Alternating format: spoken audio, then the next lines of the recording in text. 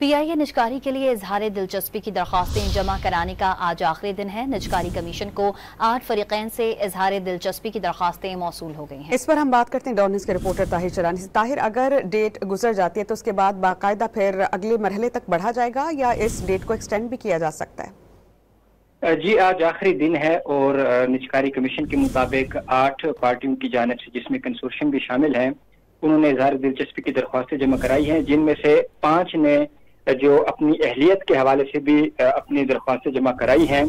और निजकारी कमीशन का ये कहना है कि दरख्वास्तों का जायजा लिया जाएगा ताकि कबल अज मंजूरी के मेयाद पर पूरा उतरने वाली पार्टियों की तस्दीक की जा सके। तस्दीक के बाद उन्हें अगले मरहले में वर्चुअल डाटा रूम तक रसाई दी जाएगी ताकि वो खरीदार की तरफ से जरूरी जांच पड़ताल अंजाम दे सके। गुज़श्ता माह 27 मई को वफाकी हुकूमत पाकिस्तान इंटरनेशनल एयरलाइंस की निजकारी के लिए इजहार दिलचस्पी की दरख्वास्त जमा कराने की तारीख 3 जून से बढ़ाकर 19 जून कर दी थी और आज आखिरी दिन है। और उसके बाद अब जो अगला मरहला है वो शुरू किया जाएगा। दरख्वास्तें मौसूल करने का आज आखिरी रोज है और अब तक 8 दरख्वास्तें मौसूल हुई। बहुत शुक्रिया ताहिर।